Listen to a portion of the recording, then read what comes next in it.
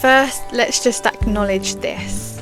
Making friends as an adult is hard. When you're a kid, it's like friendships almost all the time happen by accident. You sit next to someone in the classroom and then you're immediately best friends. But when you're an adult, it's completely different. People have jobs, partners, responsibilities, and a lot of the time friendship feels like this big effort. And if you're introverted or shy, it can often feel impossible. Craving friendship isn't something to feel embarrassed about. It doesn't mean that you're failing in life or that you're a loner. It just means that you're wired like a human being that craves social connection. Just because someone has a lot of friends doesn't mean that they're genuine connections. A lot of people are waiting for someone else to take the first step. Instead of thinking, why don't I have any close friends? We could try flipping it to, who out there would actually love to know me if I gave them a chance? Because there are people like that. You might just not have crossed paths yet, or maybe you have but you haven't let it grow. And I think that's the thing with friendship, is sometimes moments can be fleeting and we think, oh well,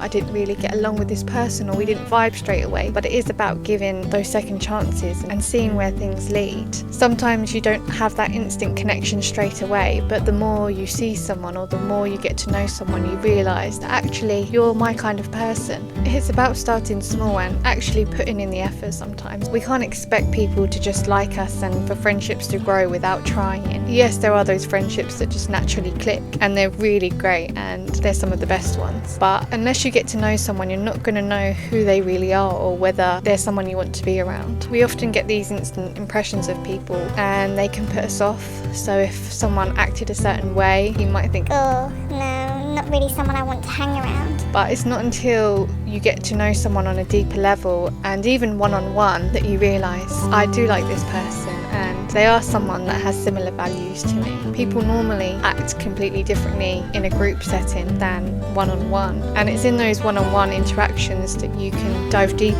and go below the surface and get to know someone for who they truly are. So why do you feel this craving so strongly? Think of it like hunger. When you're hungry, your body's telling you that it needs food, and when you're craving connection, your soul is telling you that you need people. You might have outgrown old friendships, or maybe your friends are at different stages in their life. Maybe you've always felt like the quiet one and that you've never really got to know someone on a deeper level, or that people haven't actually taken the time to get to know you. Whatever the reason, that craving is normal. It's just a reminder that connection is just part of life. The biggest mental shift that helped me is realising that friendship isn't about quantity, it's about quality. You don't need 100 friends that barely know you. You only need a handful of people that actually know the real you. The best thing is that there are people out there right now that are craving the same thing. They are also craving connection. They are also wanting people that they can talk to and build those connections with. It's simply the case if you haven't found each other yet.